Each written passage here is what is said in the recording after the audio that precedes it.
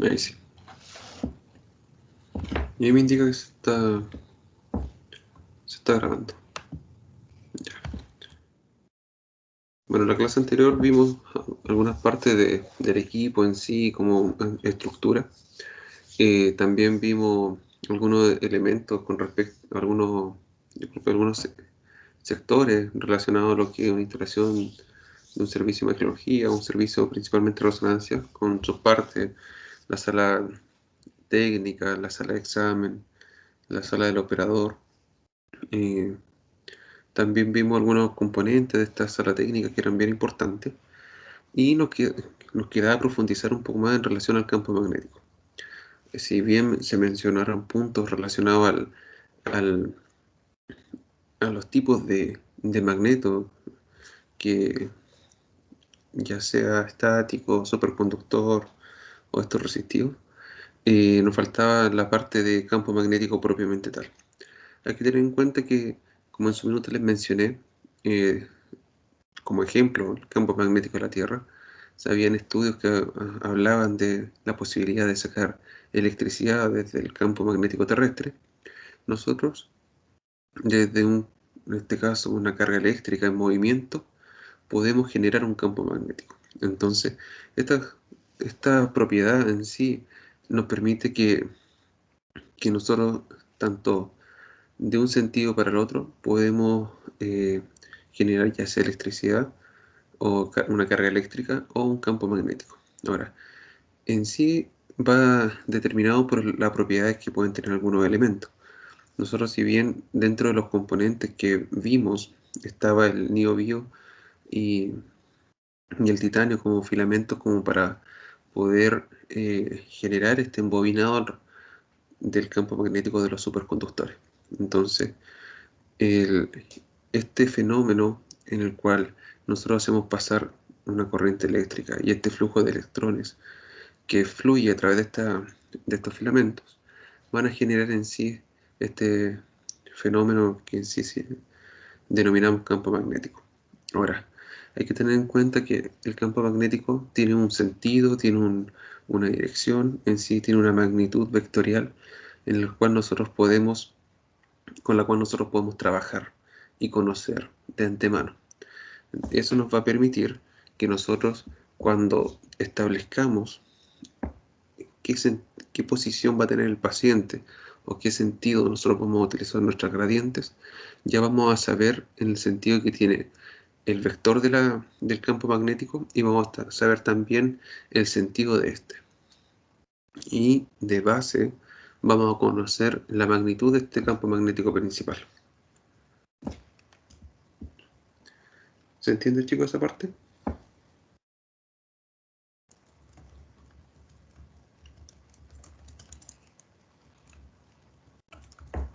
Sí, profe. Sí, súper. Ahora hay que tener en cuenta que nosotros hablamos de características de los equipos, pero también hablamos que había una clasificación de según la intensidad del campo magnético. Ahora, actualmente nosotros trabajamos con intensidad de campo magnético sobre un Tesla, y principalmente porque los equipos son superconductores. Ahora, el término Tesla en sí hace referencia a la unidad de medida que tiene estos campos magnéticos. Y este campo magnético nosotros podemos representarlo ya sea en Tesla o en Gauss. Ahora, es distinto hablar de 10.000 Gauss para un equipo que hablar de un Tesla. Si bien por un tema de simpleza de la unidad de medida, se masificó el Tesla. En el sentido, vamos a hablar de 1.5 Tesla, 7 Tesla, o 3 Tesla, o 0.5 Tesla. Distinto sería hablar de 15.000 Gauss o 3.000 Gauss, por ejemplo. Ahora, lo que sí, nosotros estamos acostumbrados a hablar de un campo magnético terrestre. ¿Alguien sabe de cuánto es el campo magnético de la Tierra?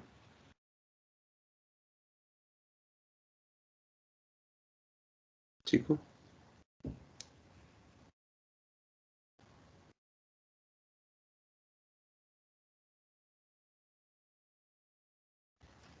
chico, aló. Yo al menos no, profe. Yo tampoco, Eh, profe. Va en relación a los 0,25 Gauss. Entonces, si se dan cuenta, ese 0,25 Gauss eh, es muy pequeño en comparación a estos 10.000 Gauss que tiene un resonador magnético. Para que logren, entonces si expresamos esos 0,25 Gauss en Tesla, sería pero un número con muchos ceros al lado izquierdo. Así que por eso en este sentido de la simpleza al momento de cómo se interpreta un campo magnético, se va a determinar la unidad de medida.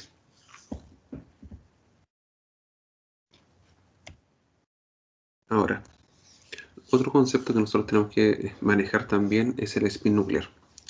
Si bien el ejemplo, en este caso de la Tierra, que en sí tiene un giro, que ustedes ya conocen, que va girando sobre su eje, pero también tiene un giro en el cual se va moviendo alrededor del Sol. Ahora, el spin nuclear, chicos, va enfocado al protón de hidrógeno en sí. Es el giro que este protón de hidrógeno tiene sobre su eje. Nosotros conocemos de cuánto es este giro. También a su vez podemos conocer que una molécula, en este caso, o en sí, en una persona, todos estos protones de hidrógeno se encuentran en un estado de equilibrio tanto energético como en sentido de sentido vectorial, que en sí se anulan entre todos, ¿ya? Por ende, nosotros cuando estamos en estado de reposo, en el sentido ahora, nosotros tenemos todos los spins de nuestros protones de hidrógenos que están contenidos en nuestro cuerpo se encuentran de forma aleatoria. Entonces, lo que nosotros hacemos, que cuando al momento de introducir un paciente en el resonador, lo que nosotros aquí hacemos con el campo magnético es alinear estos spins. Por ende, el campo magnético genera una fuerza de alineación de los protones, tanto en un sentido positivo, o en un sentido de alta energía, y un sentido de baja energía. Y esa diferencia de estados energéticos es lo que nosotros en resonancia magnética podemos, podemos discriminar, calcular y podemos utilizarlo en beneficio para poder entregar más energía a estos protones que estaban en sentido de baja energía o en sentido paralelo y pasarlos a un estado de alta energía. Al generar esta división, chicos, entre los protones que están contenidos en nuestro cuerpo, generar esa diferencia de estados energéticos, nosotros podemos discriminar qué protones en sí podemos, entre comillas, entregar energía. En este caso, los protones que están en un estado de baja energía, nosotros podemos pasarlos al estado de mayor energía. ¿Se entiende esta parte, chicos? ¿Cómo llegamos a este punto de dos grupos de protones de hidrógenos?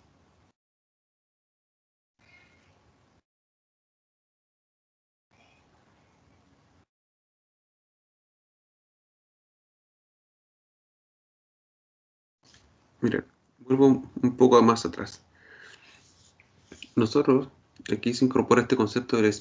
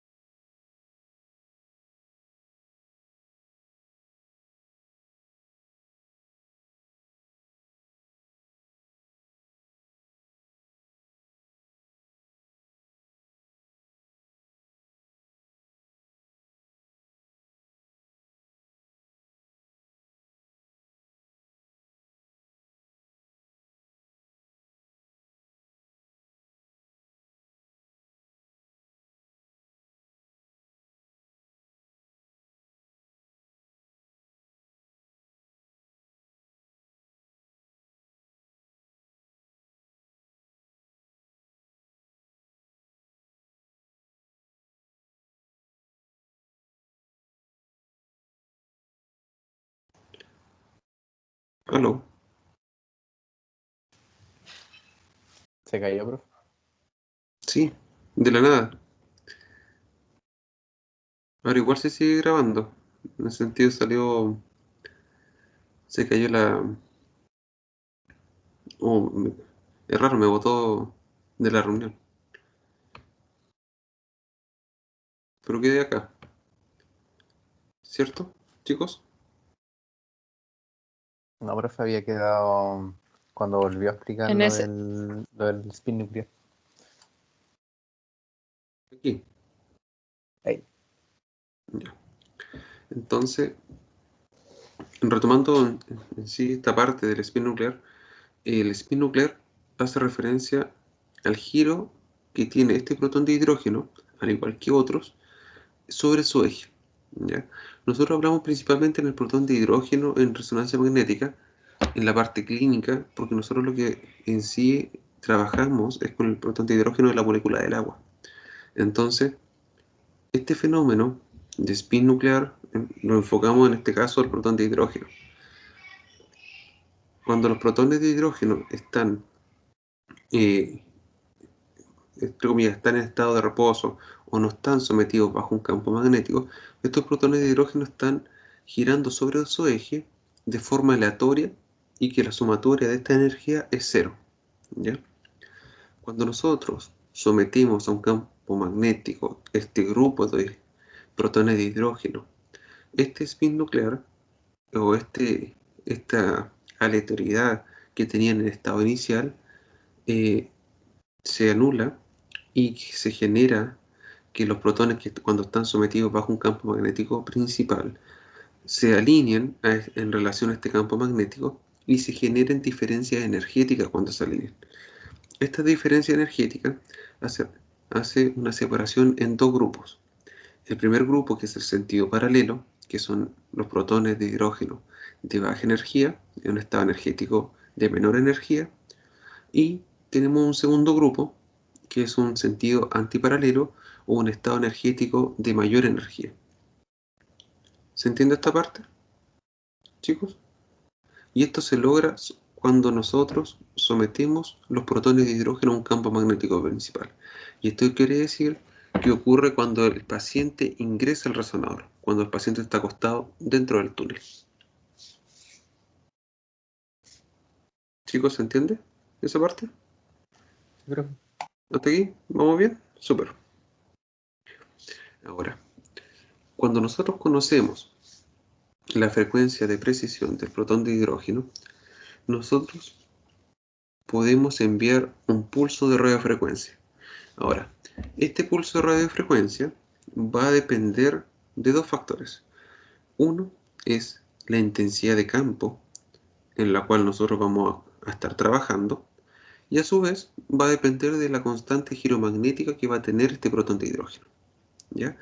Ahora, son dos cosas que nosotros conocemos, por ende nosotros podemos calcular esta frecuencia de precisión que van a tener los protones.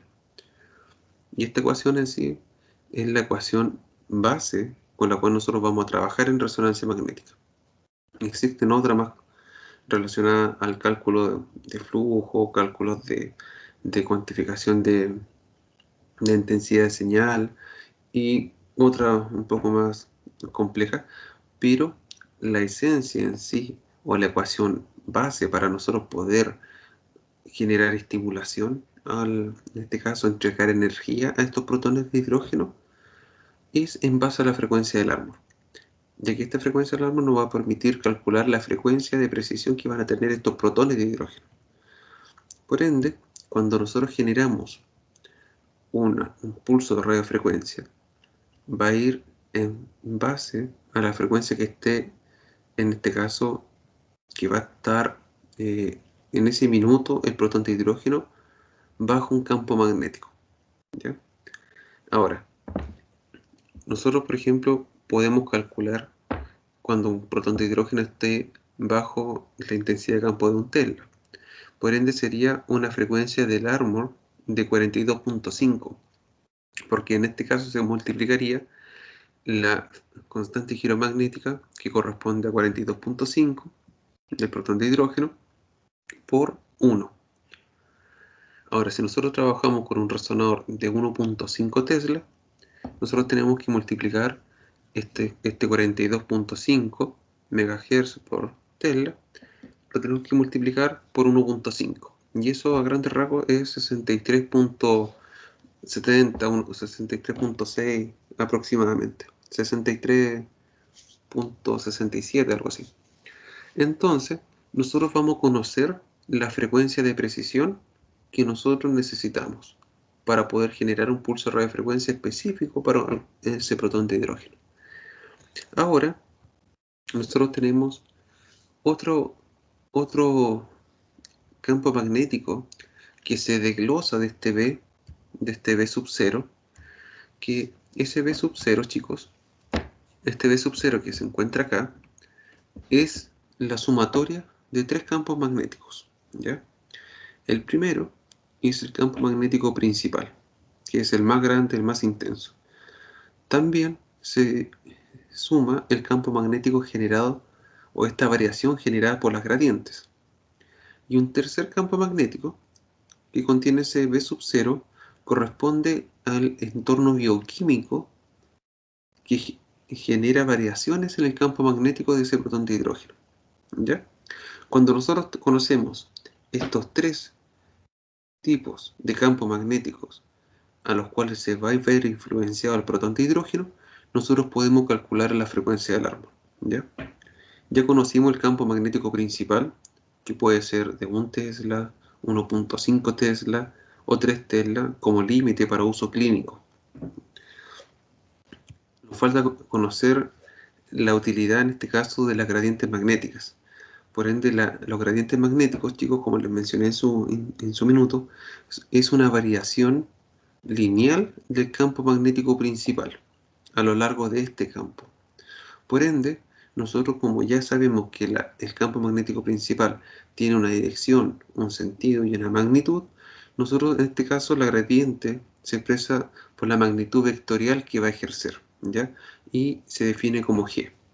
En cuanto a un valor en ese sentido, en un tanto inicial como de término del campo magnético, vamos a tener una variación según la intensidad que nosotros apliquemos sobre este campo magnético generado por la gradiente, ¿ya?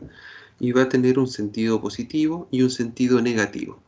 Por ende, cuando nosotros queremos codificar en algún plano, ya sea el plano X, el plano Y y el plano Z, nosotros vamos a generar una magnitud, una diferencia de intensidad en la cual vamos a usar este que es más simple, el gradiente Y, que es más fácil de explicar igual porque tiene esta visión frontal, en la cual nosotros tenemos en la parte positiva que el campo magnético es más alto, y en la parte negativa tenemos que el campo magnético es más bajo. ¿Esto qué quiere decir? Que si tenemos un resonador de 1 Tesla, vamos a tener hacia la parte superior, hacia el lado positivo, que el campo magnético va a ir en aumento. Por ende puede ser, dar un ejemplo, acá de 1.01, 1.02, 1.03, después 0.4, 1.05, 1.06, 1.07, ¿ya? Por ende, el campo magnético en ese sentido va aumentando. Para acá tenemos que el campo magnético va disminuyendo, por ende sería 0.99, 0.98, 97, 0.95, 0.96, 0.97, no, 90, bien re, 0.9, 0.98, 0.97, 0.96, 0.95, 94.93. Entonces, lo que quiero que en esta parte ustedes entiendan que la gradiente en sí es una variación lineal que se genera sobre el campo magnético principal. Y vamos a tener que este valor máximo que se va a tener GZ, anda Gmax, sobre este eje Z, va a depender en sí de la magnitud, de la amplitud máxima y la energía que nosotros vamos a otorgar sobre las gradientes, ¿ya? Y nosotros también vamos a tener que los protones que están sometidos al campo magnético B sub A y los protones que están sometidos al campo magnético B sub C van a tener distintas frecuencias de precisión en la ecuación del árbol, ¿ya? ¿Por qué? Porque aquí los protones, en el caso de la ecuación, va a ser la constante giromagnética, por ejemplo, por el campo magnético de 1,07 Tesla, ¿ya? Y en el B sub 0 va a ser el constante giromagnético de 0,93. ¿Se fijan? Y esa multiplicación y esa variación que generan las gradientes nos va a permitir codificar la imagen, ¿ya? Ahora, a su vez, nosotros tenemos que en base al valor de la gradiente o en este caso la, la amplitud que van a tener esta Gmax, nosotros vamos a poder determinar factores que son específicos para cada equipo, como por ejemplo la resolución espacial y a su vez también el espesor de corte. Por ende, vamos a saber cuál es el espesor mínimo de corte que vamos a poder hacer y cuál es el mínimo FOB que nosotros vamos a poder aplicar sobre una imagen. Entonces, chicos, nosotros tenemos acá términos en el sentido en los cuales esta gradiente va a permitir generar codificación de imagen en los distintos planos, ya sea en el plano Z, en el plano X y en el plano Y, para estos distintos estudios, ¿ya? En cuanto a otra parte que es importante, las gradientes, que es conocer que existen el slew rate, en la cual equivale con la rapidez que estas gradientes se activan y se desactivan. Por ende, van a tener un reach time en base a cómo esta gradiente en sí permite, en el sentido de alcanzar esta amplitud máxima para que nosotros podamos generar el estímulo y poder enviar nuestro pulso de radiofrecuencia cuando nosotros sepamos de cuánto es la frecuencia del árbol, ¿ya? Y todo esto se va haciendo de forma simultánea y de forma rápida a medida que nosotros vamos haciendo resonancia magnética, vamos haciendo el examen. Esto por cada variación, por cada corte y secuencia que nosotros adquiramos, va definiéndose rápidamente en qué posición está un protón de hidrógeno, a qué frecuencia está, después se codifica en el corte siguiente, vuelve a hacer todas estas variaciones del campo magnético, estas gradientes, y nosotros vamos a ir sabiendo en qué posición está cada estructura anatómica y va a ser representada posteriormente en una imagen, ¿ya? Por ende, este slew rate va a determinar la rapidez con la cual nosotros vamos a ir adquiriendo estas imágenes. Qué tan rápido va a ser el resonador para ir entregándonos imágenes en resonancia magnética, ¿ya? A su vez también el área que está delimitada va a estar definida por este ascenso, este plateo que corresponde al Gmax y este sentido del descenso de la variación de la gradiente. Y esto va a depender también y va a fijar en sí una resolución espacial, una resolución temporal, disculpe, que es el tiempo en el cual esta gradiente se demora en, en sí iniciar, ¿ya? Ahora, nosotros tenemos a su vez también distintos niveles de Gmax.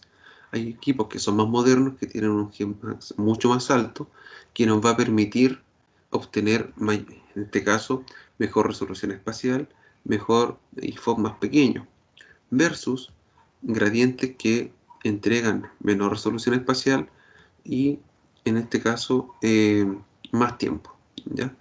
Por ende, nosotros vamos a establecer que una gradiente, mientras mayor sea el área en la cual nosotros estemos trabajando, va a tener una mejor definición de imagen. Diferente es que en este caso vamos a tener un tiempo de rest time o puesta en marcha de la gradiente más prolongado con una menor pendiente, pero en sí vamos a tener un Gmax, en este caso, no tan alto, en la cual nosotros vamos a trabajar con espesores de corte bastante gruesos y con calidad de imagen o resolución temporal también más largo, ¿ya? Porque la gradiente en sí se demora más en encender. Y existe otro término que también me interesa que lo veamos hoy día, que es el de las gradientes bipolares. Este término de las gradientes bipolares es el paso en sí de un G, de un polo negativo a un polo positivo, y estas variaciones bruscas de cambios de polaridad en el sentido de las gradientes, en el sentido en este caso, de pasar de Gmax negativo a pasar a Gmax positivo, este cambio brusco es el que nosotros estamos acostumbrados a escuchar en resonancia magnética. Pasa esto en promedio de 70 a 110 decibeles, eh, que es este ruido característico del resonador, ¿ya? No sé si alguien ha tenido la oportunidad de estar trabajando, haberse hecho algún examen o haber acompañado a alguien, ¿ya? Quizá, no sé si alguien más o menos conoce el ruido del resonador, chicos, Sí, profe, es súper fuerte. ¿cierto? Es bastante ensordecedor, así que nosotros utilizamos protectores auditivos que le pasamos a los pacientes para que mitiguen un poco ese ruido. Ahora, y esto está causado principalmente por las gradientes bipolares en sí, que están trabajando constantemente para poder generar todas estas codificaciones, mientras nosotros estamos planificando y mientras estamos adquiriendo la imagen. Por ende, nosotros con esta variación de la gradiente en sí, chicos, nosotros podemos definir qué voxel vamos a codificar o qué voxel nosotros vamos a generar nuestro estímulo a través del pulso de radiofrecuencia. Entonces, nuestro pulso de radiofrecuencia es específico para una zona del cuerpo, ¿no? Si bien el paciente entero está, o gran parte del paciente está dentro del resonador, lo que va a entrar en resonancia en sí va a ser el corte en que nosotros queremos obtener imágenes, ¿ya? No podemos en sí generar un estímulo completo porque no podríamos discriminar ninguna estructura. Por eso la estimulación a través del pulso radiofrecuencia es específica a una zona del cuerpo. Y eso nosotros lo obtenemos gracias a la frecuencia del árbol. Ahora, nuestra frecuencia del árbol va fija en base a la variación que generó la gradiente. Si la gradiente no hubiese generado ninguna variación, nosotros estaríamos estimulando un cuerpo completo. Pero la gradiente genera esta variación que nos permite discriminar un voxel y nosotros mandamos nuestro pulso de radiofrecuencia específico en base al valor que fue entregado por la frecuencia del árbol, que es en la constante giromagnética del protón de hidrógeno, que ya la conocemos, que es 42.5, por el campo magnético que es percibido por el protón. Y ese protón va a tener un espectro de frecuencia, o ese box va a tener un espectro de frecuencia, porque también existe en este caso, tres campos magnéticos que van a estar influenciando a ese protón de hidrógeno. El campo magnético principal, el campo magnético de la gradiente y el campo magnético del entorno bioquímico. Cuando nosotros generamos una variación de la gradiente y mantenemos constante nuestro pulso de radiofrecuencia, vamos a tener variaciones también en el espesor de corte. Y esto es geometría simple, chicos, en el sentido de que nosotros mantenemos nuestro pulso de radiofrecuencia con un nivel de frecuencia y un ancho de frecuencia constante, y lo que nosotros generamos es variación de la pendiente. Por ende, una gradiente que tiene mayor pendiente de variación de intensidad de campo magnético dentro del resonador va a tener la capacidad de tener espesores de corte más fino. Si nosotros tenemos gradientes que tienen una baja variación del campo magnético principal, vamos a tener espesores de corte más gruesos, ¿ya? Por ende, cuando nosotros planificamos, al momento de adquirir un examen, planificamos un espesor de corte de 3 milímetros, con la gradiente que está acá, la primera, vamos a tener un espesor de corte, por ejemplo, de 3 milímetros. Pero si nosotros queremos un espesor de 5 milímetros, nosotros ¿qué vamos a tener que hacer? Vamos a tener que bajar la pendiente de la gradiente para obtener un área que es de impacto del pulso de radiofrecuencia mayor, y nosotros vamos a tener un espesor de corte mayor. Por ende, el corte A va a ser más fino y el corte B va a ser más grueso. ¿Se entiende, chicos, el concepto?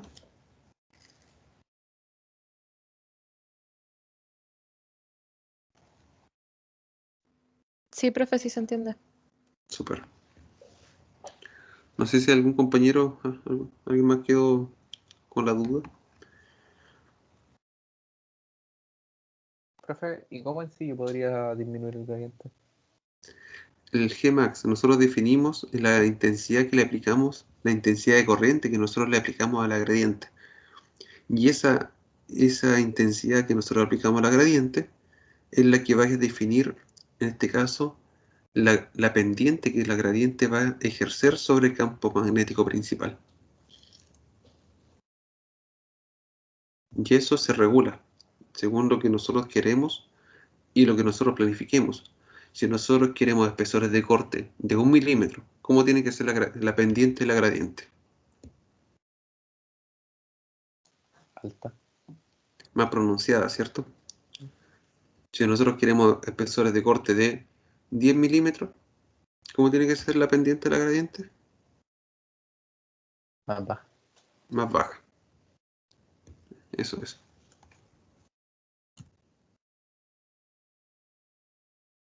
Entonces, lo vimos exactamente.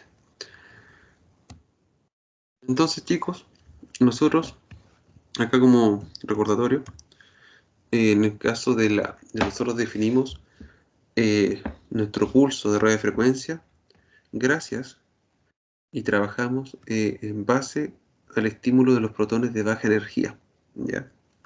Y estos protones cuando absorben este pulso de radiofrecuencia que va a ir en base a la frecuencia del árbol, nosotros lo que hacemos es que los protones de hidrógeno absorban esta energía. Por ende, decimos que existe esta excitación nuclear de los protones de hidrógeno, ¿ya? Los cuales van a absorber energía a través de este pulso de radiofrecuencia. Por ende, pasan de un estado up a un estado down, que es un estado antiparalelo de alta energía. Y este exceso energético que van a tener los protones va a estar, entre comillas, constante, siempre y cuando nosotros mantengamos encendida esta emisión de pulso radiofrecuencia. Por ende, cuando nosotros estemos entregando energía a través del pulso radiofrecuencia a los protones de hidrógeno que están contenidos aquí en este voxel, lo que vamos a hacer es que este ángulo se empiece a generar un paso de un estado paralelo a un estado antiparalelo, de una forma helicoidal a medida que van absorbiendo energía, ¿ya? Por ende se va a mover este vector de magnetización longitudinal de la parte positiva a un vector de la magnetización longitudinal hacia el sentido antiparalelo, ¿ya? Por ende, todos estos protones de hidrógenos entrarán en resonancia. Y eso es gracias a esta frecuencia del árbol que a nosotros nos permite entregar estos pulsos de radiofrecuencia. Por ello, esta emisión de radiofrecuencia que contiene un ancho de banda que va en sí abarcando a un voxel completo, un grupo completo de frecuencias del árbol, va a hacer que entre en resonancia un espesor de corte específico. Disculpa. Por ende, nosotros trabajamos con un nivel, que es una frecuencia central, y un ancho de banda, que es un grupo de frecuencias. Por ende, lo que nosotros vamos a estimular en sí va a ser a protones de hidrógenos de la molécula del agua, en este caso estos radicales, los H, y a su vez también moléculas lipídicas que contienen radicales CH3, CH2. Entonces, estos dos grupos de frecuencias pueden estar, en este caso, este grupo puede estar contenidas en este voxel, y nosotros vamos a conocer la frecuencia del árbol que tiene este grupo de protones en este voxel, ¿ya? Por ende, tenemos que tener claro que nosotros en sí vamos a trabajar con la excitación de la molécula del agua, con el protón de hidrógeno del agua, porque es el que se encuentra más abundante en nuestro cuerpo. Tengan en cuenta que en un estado de juventud, estamos hablando 15 años, 18 años, no, bro, hasta los 30 ya. eh, el nivel de hidratación bordea los 70 o 80% de agua en el cuerpo, ¿ya? A medida que va pasando el tiempo, envejeciendo, personas se van deshidratando y la cantidad de protones de hidrógeno de molécula del agua van disminuyendo. Lo que nosotros trabajamos, chicos, eh, esto sí es como un dato extra. eh, Nosotros generalmente vemos que las resonancias magnéticas en pacientes jóvenes entregan mayor señal, son imágenes eh, más ricas en señal de resonancia, versus un paciente de edad añoso, en el cual nosotros tenemos que compensar esa pérdida de señal. ¿Se fijan? Por ende, nosotros con un paciente más joven nos demoramos menos versus un paciente adulto de edad. Y eso va netamente porque los niveles de concentración de protones de hidrógeno de las moléculas del agua son distintos. Ahora, acá este gráfico, chicos, apunta que el pool de agua libre tiene un ancho de banda de frecuencia más acotada versus el espectro de frecuencias que tiene el pool de agua ligada, ¿ya? Entonces, nosotros vamos a tener un, un- un grupo de frecuencias que no van a ser estudiadas, que no van a ser estimuladas, que corresponde a los extremos del pool del agua ligada, versus nuestro mayor grupo que va a estar concentrado en frecuencias en base al agua libre. Y eso nos va a permitir generar imágenes de mejor definición en el sentido de que es una frecuencia que nosotros conocemos. En sí, nosotros vamos a trabajar con frecuencias específicas para lo que está más abundante en el cuerpo. En cuanto a la excitación nuclear también, nosotros vamos a trabajar principalmente con campos magnéticos de 1.5, en la cual la emisión del T-pulso radiofrecuencia va a estar acorde a este 63.86. Este es el cálculo de la frecuencia del árbol, que fue calculado con la ecuación eh, de la constante de giro magnético multiplicado por 1.5, y ese va a ser nuestro de, nivel de frecuencia, y nuestro ancho va a corresponder a más menos 100 kilohertz. Entonces, si nosotros ya conocemos nuestra constante giro magnética, conocemos nuestra intensidad de campo, nosotros podemos calcular cuánto es la frecuencia del árbol que corresponde a 3 telas, chicos. ¿Alguien puede aportar ese valor?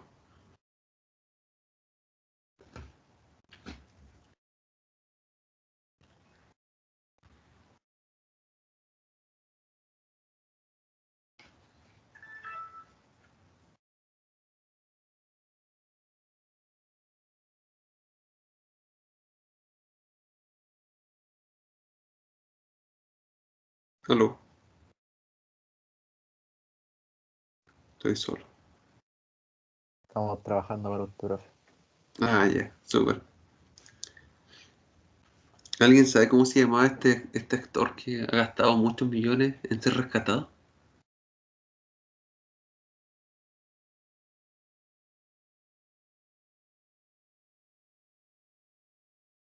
Chicos, ¿Cómo, profe? que hay un actor de Hollywood que la otra vez salía un cuantificaban cuántos millones ha gastado Hollywood en rescatarlo. Es uno que se quedó en Marte o no sé dónde solo. Y tuvieron que hacer una misión para rescatarlo. Que ha ido en todas las películas que ha hecho en su historia, en su trayectoria, disculpe, han gastado miles de millones en rescatarlo. Entonces el tipo siempre está solo. ¿Y cuántas horas ha pasado solo en una escena igual? Así que eso también se las dejo de tarea, chicos. Como dato curioso. Ya, ¿calcularon la frecuencia del árbol? Para un 3 tel.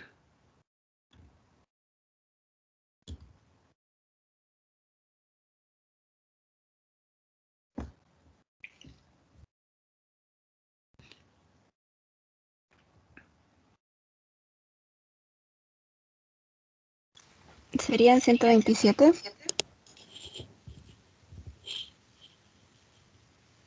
127, ¿cómo hay algo? Sí, aparecía como hay algo, pero me decía coma y medio. Y lo estoy haciendo por el celular, ¿no? Sí, pero sería 127, ¿cierto? Porque sería como 63,86, dejémoslo. Y lo multiplicamos por 2. 27,72. ¿Y por qué lo multipliqué por 2? Porque en sí es como 1,5. Ya conozco la frecuencia del árbol, que es 63,86,25. Y en verdad 1,5 lo único que hice fue duplicar la intensidad de campo. ¿Se fijan? Y generé ese, ese valor de una frecuencia de 127 en sí. Entonces, lo que nosotros estamos haciendo acá, chicos, es en sí entregar con este pulso de radiofrecuencia en un 3 Tesla más energía versus en un resonador 1,5 que tiene una frecuencia más baja en sí, trabaja a menor energía. Por eso se habla que los resonadores 3 Tesla son más potentes, tienen mayor definición en cuanto a calidad de imagen y calidad de definición de estructuras a espesores de corte más fino, ¿ya? Y es porque trabaja a estado energético más alto también, gracias a este pulso de 127 MHz. Ahora, nosotros tenemos que tener en cuenta que esta posición de los protones de hidrógeno que van a pasar de un estado energético de baja energía y van a cambiar esta magnetización longitudinal a un polo negativo o al de alta energía o el antiparalelo, que también lo nombre, va a tener su ángulo de basculación, ¿ya? O un ángulo de inclinación. Y este flip angle va a estar determinado, por la potencia de este campo, de este pulso de radiofrecuencia, y por el tiempo que esté constantemente encendida la antena emisora de pulsos de radiofrecuencia. ¿Se entiende, chicos? Y aquí pasamos a la siguiente diapo que lo explica un poco más. Nosotros tenemos que todos nuestros protones de hidrógeno van a estar alineados con respecto al campo magnético principal. Nosotros vamos a tener nuestro campo magnético principal, en el cual los protones de baja energía van a estar en la parte superior, en sentido paralelo, y a medida que nosotros vamos entregando este pulso de radiofrecuencia a una potencia y un tiempo determinado, nosotros vamos a ir haciendo que estos protones de hidrógeno vayan absorbiendo energía y vayan pasando hasta el punto de quedar en la parte de mayor energía, en el sentido hasta la parte inferior, que sería el sentido de antiparalelos, ¿ya? También nosotros vamos a lograr, dependiendo del pulso que nosotros emitamos. Ahora, nosotros en sí, en resonancia magnética, trabajamos ya con pulsos de 90, pulsos de 180, que hace referencia en sí al ángulo en que nosotros queremos que queden estos protones. Por ende, nosotros vamos a volcar la magnetización según el pulso que nosotros emitamos. Le colocamos al tiro el apellido, que es el ángulo en el cual van a quedar estos protones.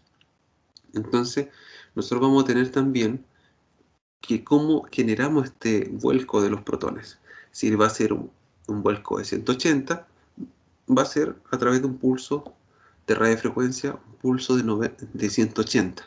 Si queremos que queden en un plano XY, en un plano transversal, nosotros vamos a tener que dar un pulso de 90 grados en sí.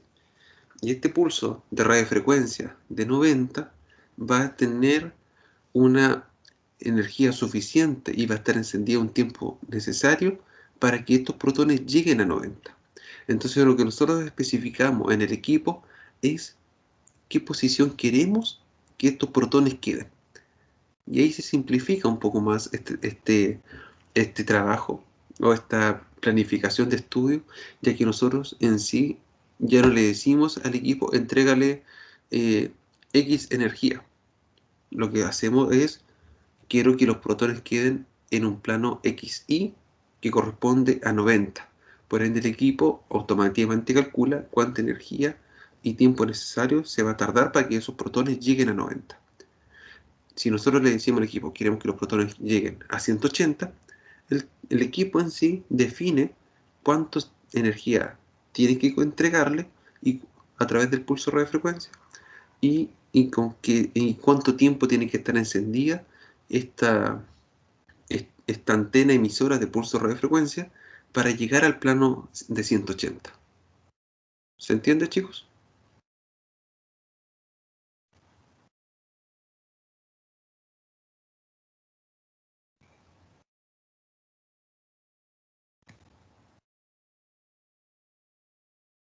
Chicos, Profe, ¿y la rotación se hace solamente en un sentido? esta rotación, tengan en cuenta que los protones van girando sobre su eje. ¿Se fijan? Y tienen también un ángulo de basculación. Y ese ángulo de basculación es sobre su eje y tiene un sentido.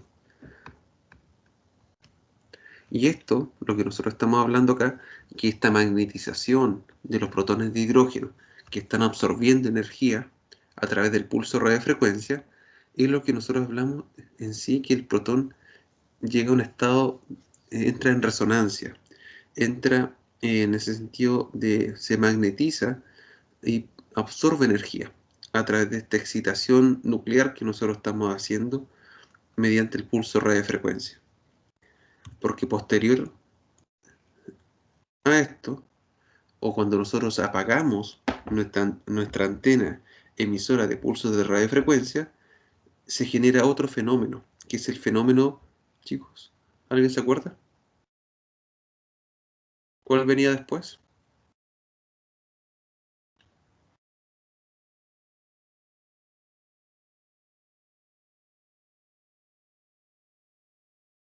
¿De relajación o no, profe? Sí, exactamente.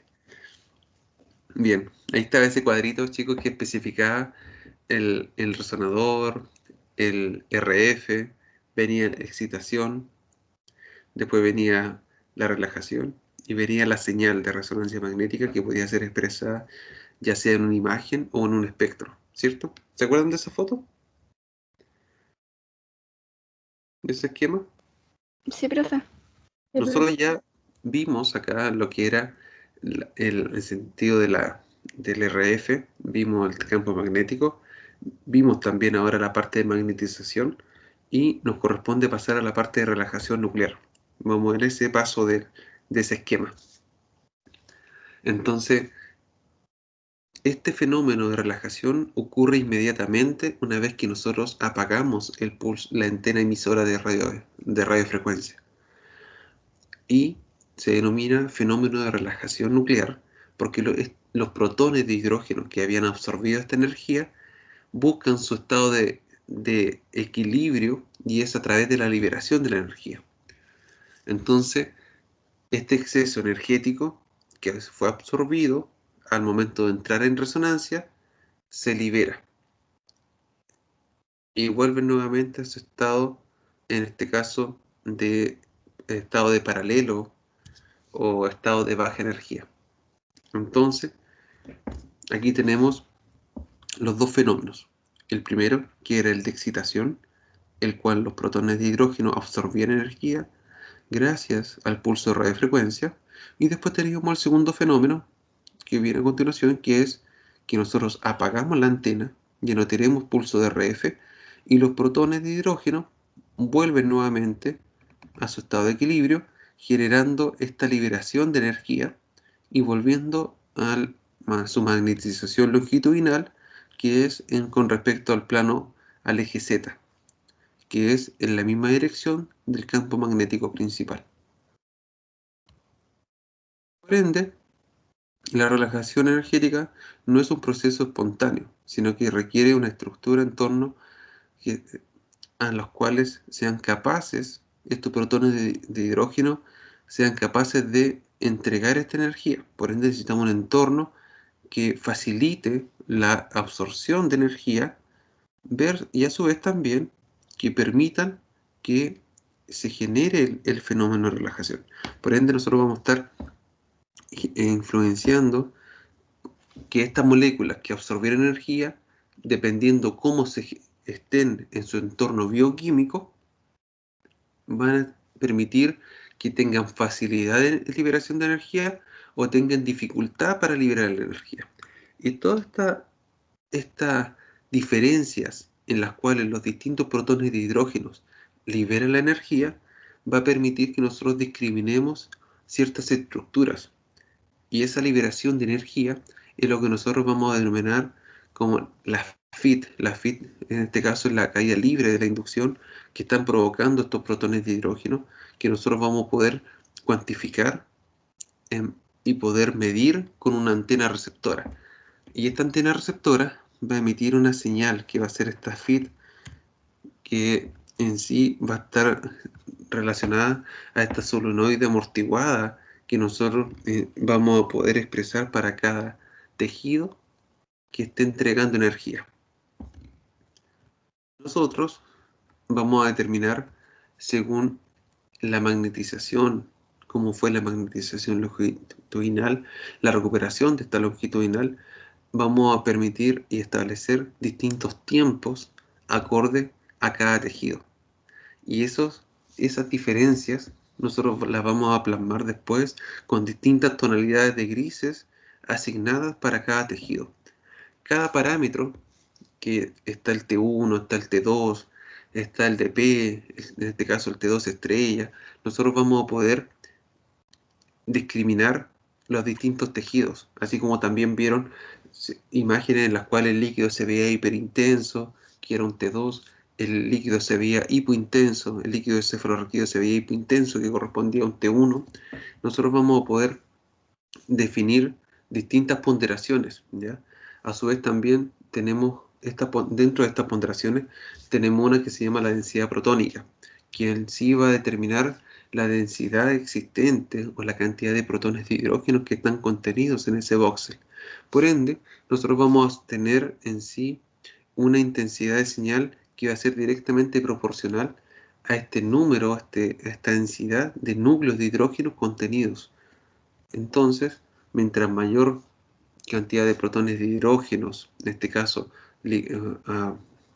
relacionado a la molécula del agua, nosotros vamos a tener mayor intensidad entregada por, en este caso, por la señal en relación a este pulso radiofrecuencia que nosotros enviamos inicialmente. Por ende, a su vez también vamos a tener, por otro lado, los protones de hidrógeno de agua ligada, debido a su gran capacidad de dispersión de esta frecuencia dentro del voxel, por ende va a tener otra tonalidad de gris, y nosotros vamos a poder discriminar de diferencias de intensidades de cómo está compuesta esta densidad de protones de hidrógenos dentro de este voxel. Y aquí nosotros tenemos una gráfica en primera instancia de cómo se comportan distintos tejidos en base a sus distintas concentraciones de protones de hidrógeno que en sí están. Entonces, nosotros en sí de antemano, como ya conocemos esta secuencia, ya están trabajadas, vamos a ir viendo, ya vamos a saber de antemano cómo se comporta cada tejido y qué tono de gris va a tener cada tejido. Y nosotros podemos, en sí, al saber cómo se comportan, nosotros vamos a saber si están dentro de su rango normal o corresponde ya a algo patológico. Cuando existen estas variaciones en la cual nosotros sabemos que la grasa, en donde hay un tejido graso ya conocido previamente, empieza a elevar su intensidad, ya decimos que existe una infiltración líquida dentro de esta grasa.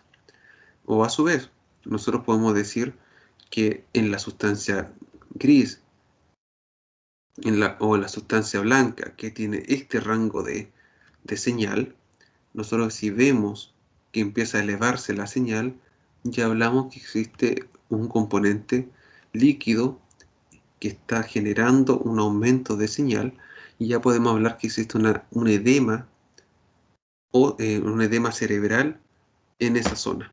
¿Se fijan? Y así nosotros vamos conformando diagnósticos en base a cómo se comportan estos distintos tejidos, porque ya conocemos cómo son estas señales. En cuanto a la ponderación T1, que en sí es también llamada longitudinal o relajación longitudinal, nosotros vamos a ver cómo estos protones de hidrógenos liberan esta energía, este exceso energético. Y esa liberación de este exceso energético va a estar facilitado en cuanto a la capacidad que tengan de entregar esta energía a estructuras o tejidos aledaños, o en base a la cantidad de la macrosidad de la molécula según la cantidad de enlaces químicos que estos tengan. Por ende, nosotros vamos a hablar que este T1, esta ponderación T1, recibe el nombre también como relajación spin red, o spin látex, o spin plasma, o como les mencioné inicialmente, relajación longitudinal.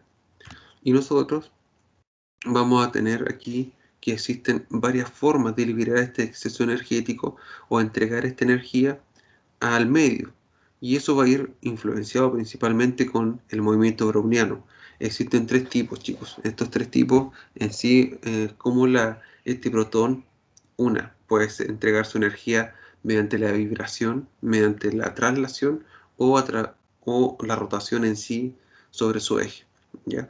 Por ende, nosotros vamos a tener distintas intensidades de señal en base a los lípidos, que tienen muchos enlaces químicos, a través del agua libre, en la cual tiene muy poco enlace. Tengan en cuenta que la molécula del agua libre en sí es un OH, es un O con dos protones, un oxígeno con dos protones de hidrógeno, un H2O, y el agua ligada, que va a ir este OH asociado a una molécula, ¿ya?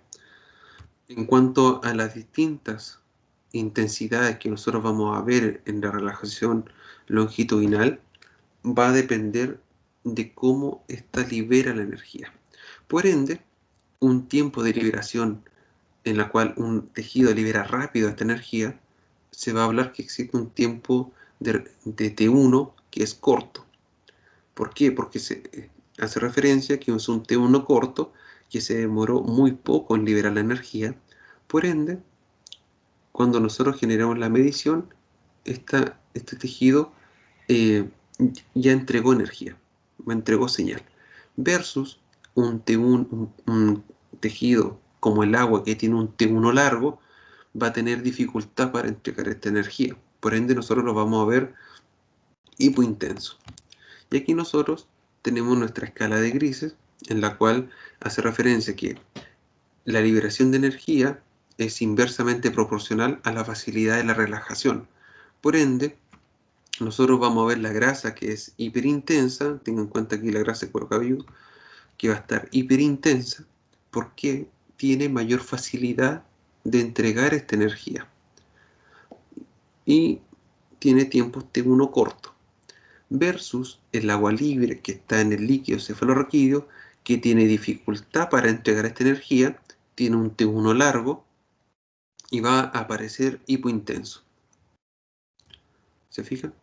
Por ende, si nosotros vemos una imagen, en este caso la sustancia blanca, que tiene un nivel de intensidad superior a la sustancia gris, y empezamos a ver que empiezan a aparecer estas imágenes hipointensas, hablamos que corresponde a una lesión que puede ser líquida. Nosotros vemos, puede corresponder a agua libre que está ocurriendo en esa zona. Y esa agua libre o esa zona, nosotros podemos decir que son procesos angiopáticos en los cuales nosotros vamos a ver una zona de edema cerebral puntual, ¿ya? Así como también, y aquí para ir adelantando un poco, nosotros vamos a tener sustancias de contraste, chicos, en la cual nosotros, tejidos que se ven hipointensos, vamos a verlos que son hiperintensos después de haber colocado contraste. Entonces lo que hace el contraste es reducir este tiempo de relajación, ayuda a que los protones de hidrógeno entreguen la energía más rápido, por ende van a cortar este tiempo T1 y se van a ver hiperintensos. Y la otra ponderación es la ponderación T2. Este otro fenómeno, chicos, y hasta aquí vamos a llegar y después vamos a ver unas imágenes para que tengan en sí veamos resonancia, pero esta ponderación T2 hace referencia a cómo los protones de hidrógenos o este spin nuclear vuelve a este estado aleatorio nuevamente. En su minuto yo les comenté que en estado de reposo todos los protones de hidrógeno, la orientación que tenían estos spin era aleatoria, en un estado, la sumatoria era 0, pero cuando nosotros generamos un pulso de radiofrecuencia, generamos que todos los protones de hidrógeno se alineen y queden todos en un plano y queden todos juntos. Entonces, nuestro punto A corresponde a todos estos protones de hidrógeno que están sobre el plano transversal, están todos juntos, que cuando apagamos nuestro pulso de radiofrecuencia, lo que hacemos es que de forma natural estos protones vuelvan a estar de forma aleatoria, vuelvan a su estado inicial, y ese estado inicial genera liberación de energía, porque van a estar todos, van a estar volcados en el plano transversal, y cuando nosotros apagamos nuestra pulso de radiofrecuencia, van a generar este retorno inicial que es aleatorio. Y esa medición de cómo existe esta relajación transversal en sí va a depender si es sincrónica o asincrónica, o una relajación coherente o incoherente. Y eso va a ir de la mano si es una relajación en base a T2 o en relación a T2 estrella. Y de estos dos tipos de relajación, en estos dos tipos de ponderación, van a ser en base, su intensidad va a ser directamente proporcional al valor de la facilidad que estos tengan, en el sentido, o vamos a hacer referencia de que los protones del agua van a tener mayor facilidad de volver a este estado de aleatoriedad versus a estos protones que van a perder más rápido su magnetización transversal, ¿ya? Por ende, nosotros acá en T2 hablamos de qué tan rápido pierden la magnetización transversal, y en T1 nosotros vamos a hablar qué tan rápido recuperan su magnetización longitudinal. Entonces, son dos conceptos distintos. T1 habla de la longitudinal y T2 habla de la transversal. Y nosotros acá tenemos que, en el caso del agua libre, se va a ver hiperintensa, y en el caso de la grasa va a tener un tono más bajo, pero acá se genera una inversión de tono asignado en cuanto a la sustancia gris y a la sustancia blanca, que la sustancia gris va a tener mayor señal que la grasa. En el caso de los... hasta aquí vamos a llegar, chicos. Después viene todo lo que es en relación a los pulsos de radiofrecuencia, y aquí ya pasamos de lleno a lo que son las secuencias en sí, las adquisiciones de la resonancia magnética.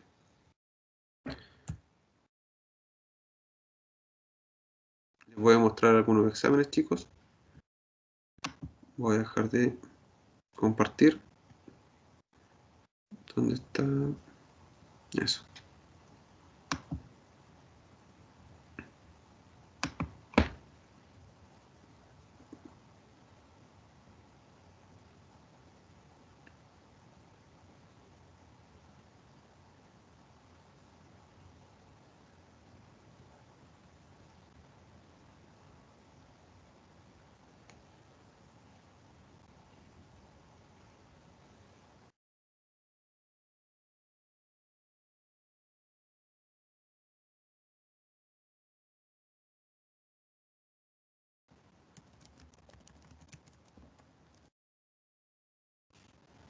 Ahí le voy a compartir, igual le voy a pasar la diapo, la clase al delegado para que la comparta.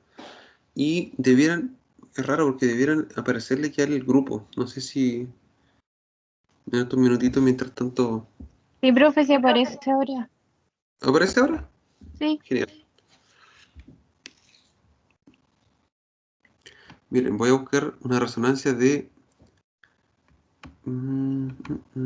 cerebro para que la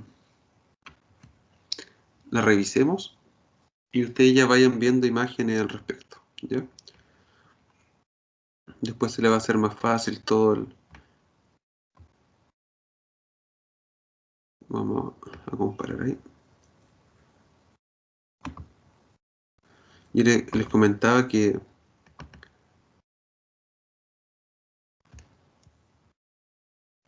la anatomía en el caso de resonancia magnética se utiliza mucho, ¿ya?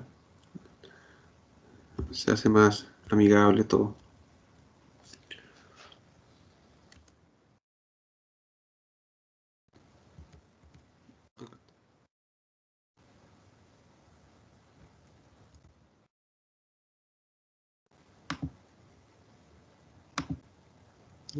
Voy a compartir pantalla. Ya, chicos, les voy a ver la pantalla. Sí, profe. Ya. La imagen que se encuentra al costado izquierdo, acá, es una imagen en un plano transversal, ¿ya? Y la imagen que tenemos al costado derecho corresponde a un plano sagital.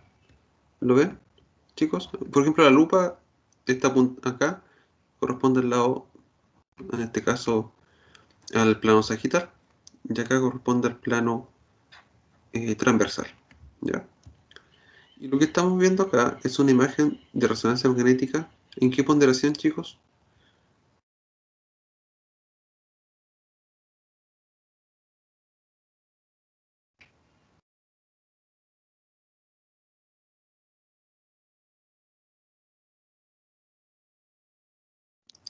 En T2.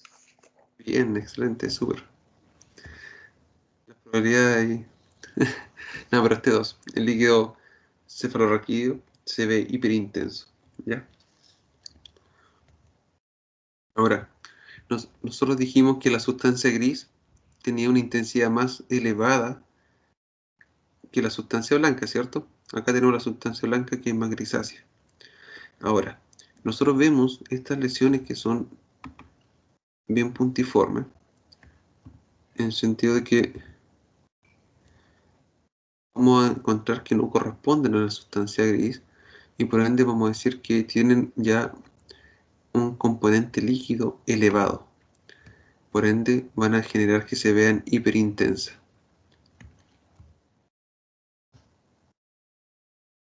¿Se fijan? Y esta es resonancia de cerebro, chicos. Es una resonancia de cerebro que es un protocolo estándar que nosotros utilizamos habitualmente. Por ende, a medida que nosotros vamos viendo estas ponderaciones, van a ir dándose cuenta que la conformación de un protocolo va a tener dos planos, en este sentido, que son para tener una planificación de extensión de alguna lesión y los planos fundamentales que van a ser transversales, ¿ya? Y acá nosotros tenemos, que después vamos a ver con detalle, tenemos dos ponderaciones que son T2. En su minuto acá le hablé de un T2, que es este de acá, y también les mencioné un T2 estrella, ¿cierto, chicos? Si eran coherentes o incoherentes. Estas dos secuencias son secuencias ponderadas en T2. Ahora tenemos un T2 que se le llama como T2 verdadero y otro que es un T2 estrella. Y este T2 estrella, chicos, que es el que está al lado de acá, de la imagen, es este T2 que tiene que tiene mayor susceptibilidad a heterogeneidades del campo, ¿ya? Y esa susceptibilidad le otorga que vamos a poder ver de mejor forma algunos componentes, como por ejemplo alguna calcificación, que acá no la vemos, algún componente hemorrágico, por ejemplo, que acá no lo vemos en el T2 verdadero, no lo vemos con buena definición. Entonces, esas diferencias de estos T2 tienen su utilidad clínica, que también la vamos a revisar. ¿Se fijan? Por ejemplo, acá nosotros vemos la parte de la órbita, vemos parte del músculo superior de la órbita. Vamos a bajar otro poco más. Aquí vemos el trayecto del nervio óptico, vemos parte del cristalino con definición y algunas celdillas etmoidales acá, pero esta secuencia de gradiente que tiene mayor susceptibilidad no logramos distinguir estructuras, por ejemplo, diferencia entre aire-tejido, aire-hueso, o hueso-tejido, no vamos a tener una buena definición. Entonces, tiene su utilidad para ciertas patologías puntuales, ¿ya? Para alguna clasificación, para alguna microhemorragia, cosa, o no, alguna amiloidosis, que nosotros vamos a otorgarle utilidad clínica a esta secuencia. Pero cuando se conforma un protocolo de resonancia magnética, tiene que tener su utilidad clínica cada secuencia que se va a incluir en el protocolo, ¿ya? Por eso me interesaba que hoy día viéramos parte de estas secuencias, más que nada como para que ustedes vayan familiarizándose con la adquisición y cómo se recorren estos exámenes y a su vez también vayan internalizando imágenes que es como si las estuvieran viendo en campo clínico, ¿ya? Entonces, dentro de la clase vamos a ir viendo al final de la clase algún examen al respecto, ¿ya?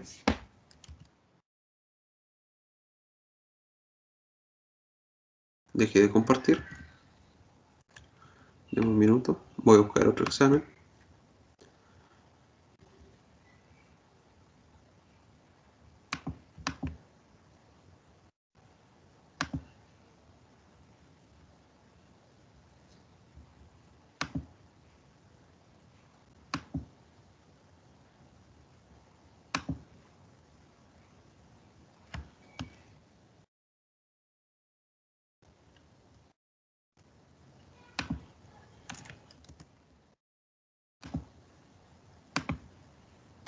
Ya chicos, ¿ven la pantalla?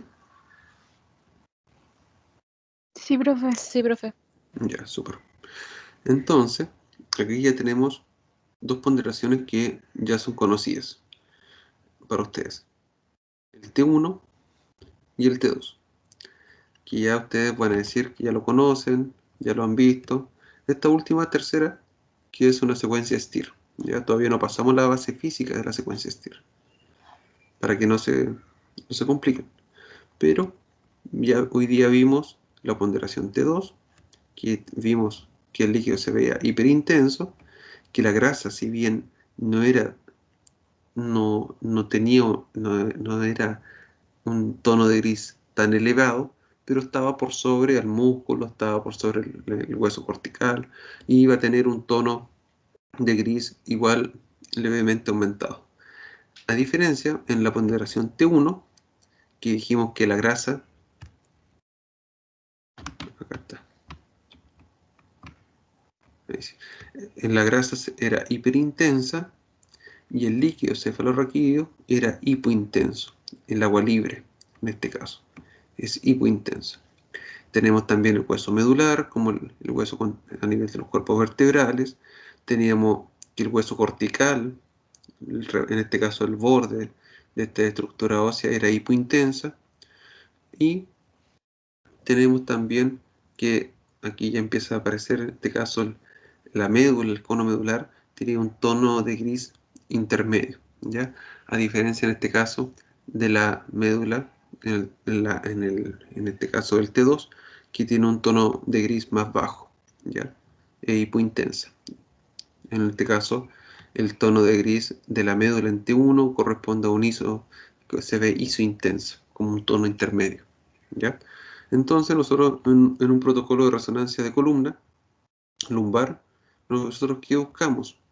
Ver estas diferencias de intensidades, y ya conocemos cómo se comporta el líquido, en este caso la intensidad del núcleo pulposo, que en pacientes que van, en este caso avanzando la edad, se les va generando deshidratación de los discos, como por ejemplo el disco L4, L5 que tenemos acá, que se ve levemente, en este caso se ve, sí, se ve disminuir la señal, y el disco L3, L4 que tiene una señal levemente disminuida, y el de L5S1 también. En este caso decimos que el disco L4 está más deshidratado en comparación al disco L3, L4 y en comparación al disco L5S1, ¿ya? Y aquí ustedes donde tienen que empezar a utilizar esta anatomía que vieron en la nomenclatura, chicos, por ejemplo, de decir existe una protrusión, en este caso a nivel de L4, L5, que está lateralizada hacia el lado izquierdo, que puede comprometer alguna de las raíces de la cola de caballo, la caudequina. Entonces, toda esa incorporación de concepto, patología que ustedes mencionan, vieron en clase, ustedes acá en resonancia ya empiezan a aplicarla. Así que por eso me interesa que luego de la clase veamos algunos exámenes para que ustedes se vayan familiarizando cada día más con esto, ¿ya? Por ejemplo, acá tenemos una resonancia de hombro, chicos, ahí, acá, aquí. Entonces,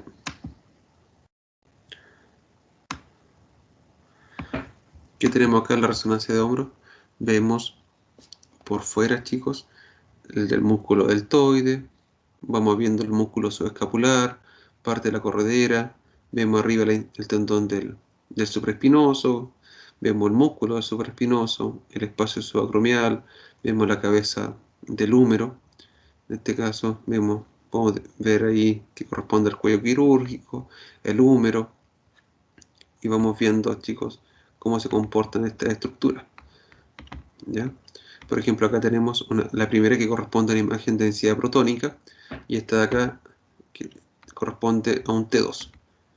Y nosotros podemos comparar que el músculo del T2 se ve más hipointenso en comparación al músculo de la densidad protónica, ¿ya? Y es netamente en base a la densidad de protones de hidrógeno que están contenidas ahí en esta estructura al verla en esta secuencia de densidad protónica. Y en un plano transversal vemos esta otra secuencia, que vemos, por ejemplo, este líquido que se ve hiperintenso, vemos aquí, en este caso, el tendón de la corredera bicipital, vemos la articulación glenohumeral, y vemos en este caso el músculo infraespinoso. Y acá por anterior vemos este músculo que corresponde al subescapular. ¿Se fijan?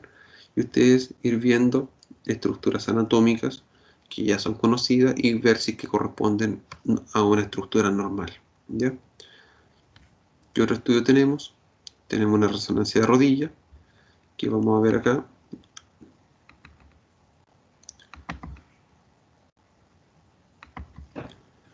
Aquí.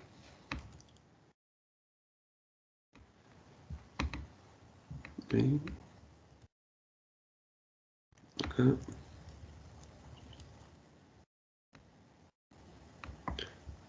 Y acá vamos a ver.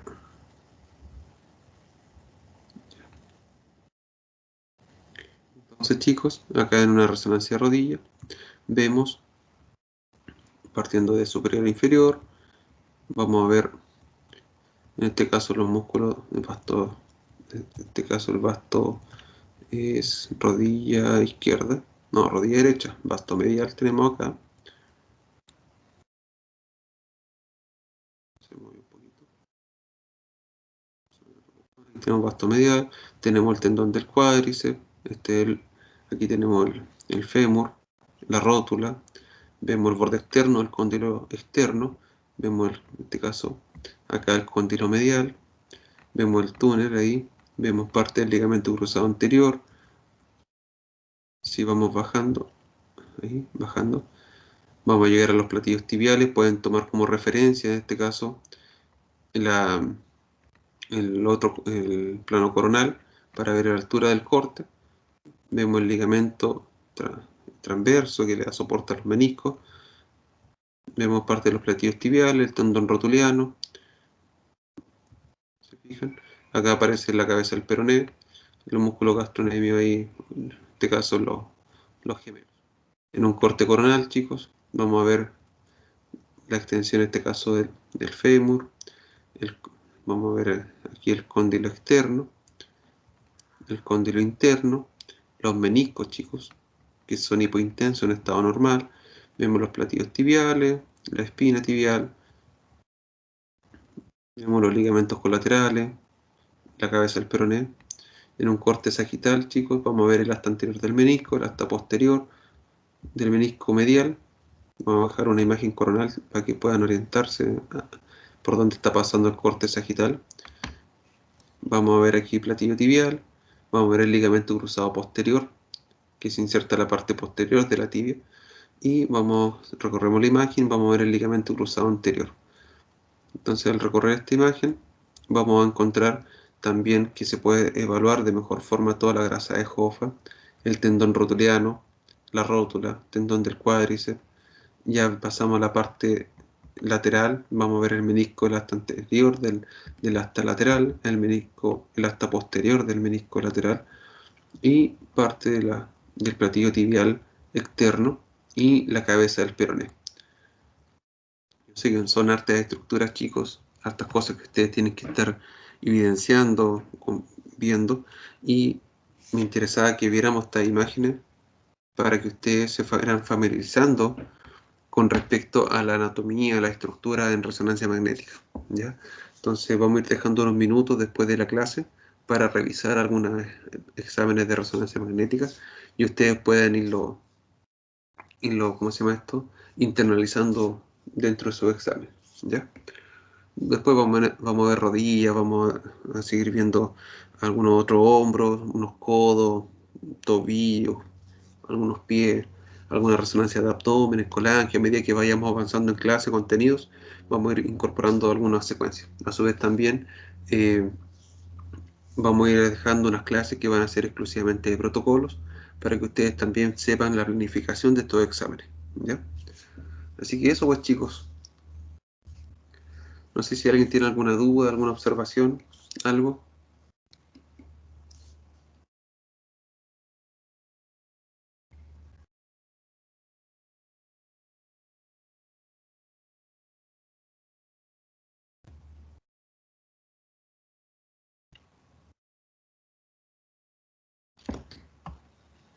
Al menos por mi parte, profe, no hay ninguna duda. Súper. Gracias por responderme. ¿Quién habló ahí? Yo, profe. Francisca. Gracias, Francisca. Ey, vamos a tener que dejar un día para que, entre comillas, conocerlos, porque al final veo las fotos de ustedes, chicos. Así que ahí un día ustedes Vamos a dejar un día más que nada de presentación propiamente tal de ustedes, así que vamos a ponernos de acuerdo con el delegado. O podría ser el próximo jueves. ¿Qué les parece? Le aviso con una semana de Como quiera, anticipación. profe. ¿Sí? Le aviso con una semana de anticipación ahí para que no estén tan chascones o tan barbones algunos.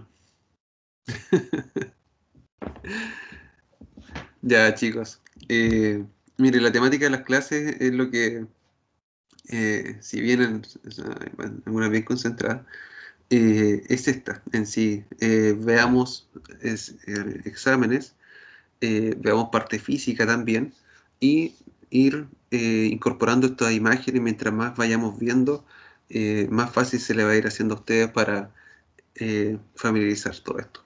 Así que un gusto nuevamente estar con ustedes. En la próxima clase ya va a ser un poco más participativa, les voy a ir preguntando algunas cosas porque ya vamos a ir viendo cosas que en sí se vuelven a, entre comillas, es cosas que se vuelven a mencionar de lo que ya vimos estos 2 días. Así que cosas que se incorporan en la secuencia, en la planificación de estudio. Y también después le voy a ir preguntando algunas otras cosas con respecto a estructuras anatómicas como para poder planificar estudios. Así que eso, que tengan un buen fin de semana. Ya están incorporados al grupo de resonancia. Hoy día en la noche voy a dejar subiendo las cosas. Y eso pues. Así que me alegra que vaya todo más fluido en ese sentido. ¿Ya? Un abrazo, que tengan buen fin de semana y nos estamos viendo el próximo jueves. ¿Ya? Usted igual, profe. Que estén bien, hasta luego. Chao, La otra profe. semana es de receso, sí, profe. No le puedo creer. ¿Por qué? Sí. Eso Sí. mismo voy a decir, es receso universitario. Ya. Entonces, ¿cuándo nos vamos a ver? El próximo. Pero nosotros, qué raro. Nosotros tenemos En examen mayo. de grado la próxima semana. Tengo que tomar exámenes de grado el día 28. Al Da- menos a nosotros nos informaron de que teníamos receso universitario y que no nos podían poner clase en esa semana. Sí. Ya, pero Inconstitucional, profe. sí puedo subir material hasta el Bueno, domingo. No, pero me refiero, les va a quedar todo el material de resonancia subido. En este caso, la clase que vimos, los libros, algunos papers de historia en resonancia. Que la idea es que los lean y los revisen. Así que, eh, entonces, chicos, lo que se puede hacer es, no sé si tienen disponibilidad el día 4.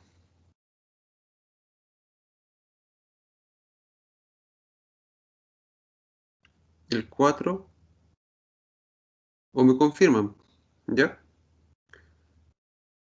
Ahí ustedes me sí, confirman si... profe, lo que pasa es que no sabemos si tenemos clases de tomografía computada o no. Se supone que sí, Ah, ese martes. ya. Pero bueno, el material va a quedar subido. Alguien si tiene alguna duda al respecto puede preguntar, no hay problema. Y la clase en sí la dejamos para el día 6 de abril. No, 6 de mayo. Ya pasamos a mayo. Eso. Ya pues, cualquier cosita conversamos. Un abrazo, se cuidan. Que tengan buen una buena semana de receso. Gracias, Igual profe. usted, profe. Nos Chao. vemos. Chao, Chao, Chao. chao. Profe, profe. que esté bien. Chao, profe.